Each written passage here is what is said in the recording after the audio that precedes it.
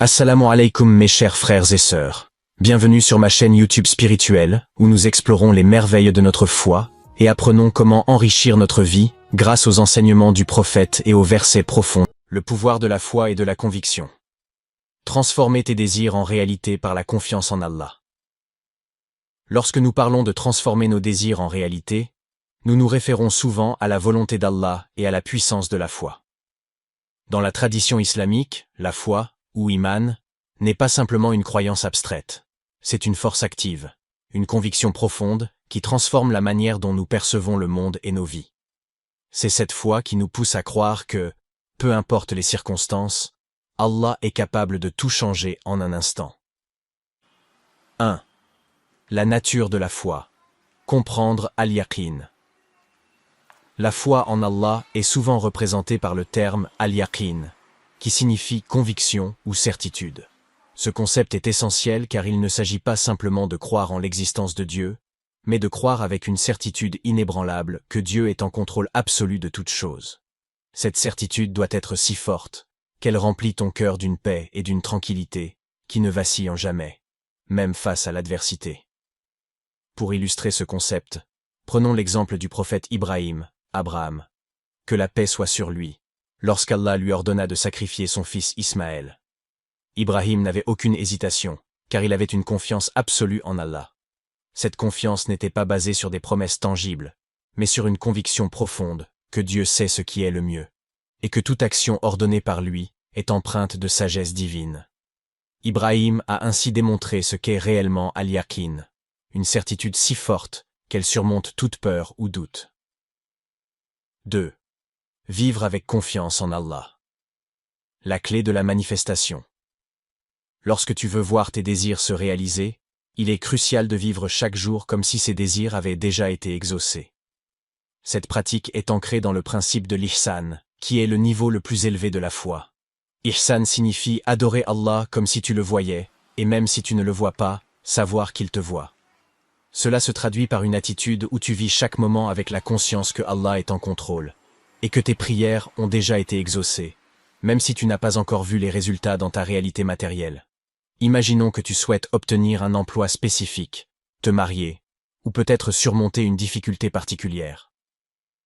En vivant avec la certitude que ces choses se sont déjà réalisées par la volonté d'Allah, tu te places dans un état d'esprit où la gratitude et la sérénité remplacent l'inquiétude et le doute. Cette attitude n'est pas simplement psychologique, elle est spirituelle. Elle ouvre ton cœur à la grâce d'Allah et te prépare à recevoir ses bénédictions. 3. Les invocations. Outils de connexion spirituelle. Les invocations, ou dua, sont un aspect central de cette connexion spirituelle. Elles ne sont pas seulement des demandes adressées à Allah, mais des moments de dialogue intime avec lui. Quand tu récites une dua, ce n'est pas simplement une requête que tu fais, c'est un acte de foi, une affirmation que tu reconnais la puissance d'Allah et que tu lui fais confiance pour te donner ce dont tu as besoin. L'invocation que je te propose de réciter est simple mais puissante. La ilaha illa anta subhanaka inni kuntu minaz zalimin. Il n'y a de Dieu que toi, gloire à toi, j'ai été parmi les injustes. Cette invocation, tirée du Coran, est celle prononcée par le prophète Yunus, Jonas, que la paix soit sur lui, lorsqu'il était dans le ventre de la baleine.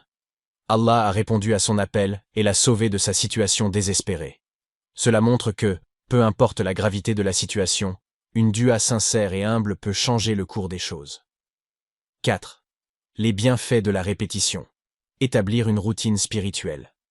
Il est important de réciter cette invocation régulièrement, car la répétition crée un lien fort entre toi et Allah.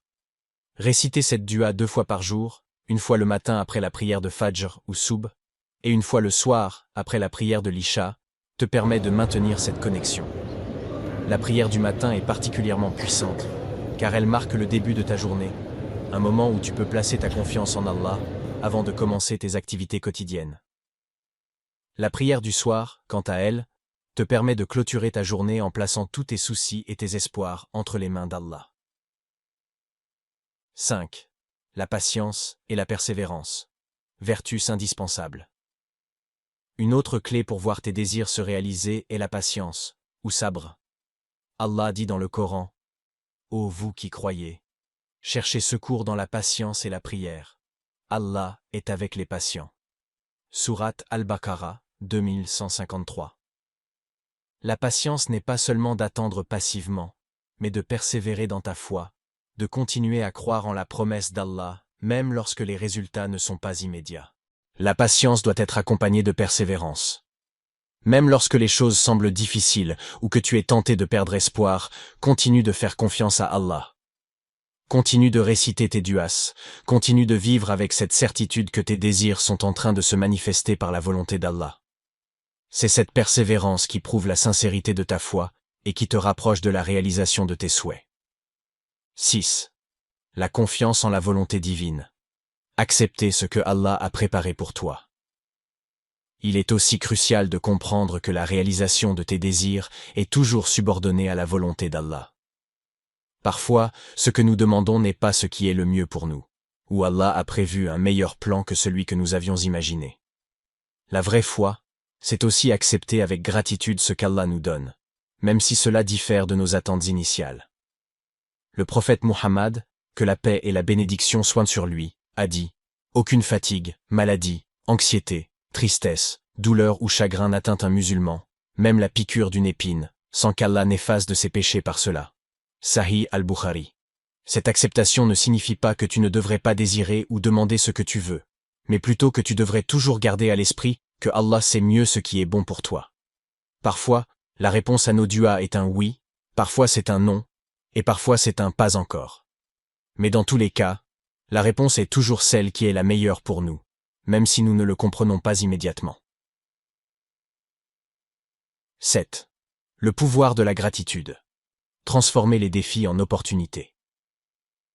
La gratitude est un autre élément puissant dans le processus de manifestation de tes désirs.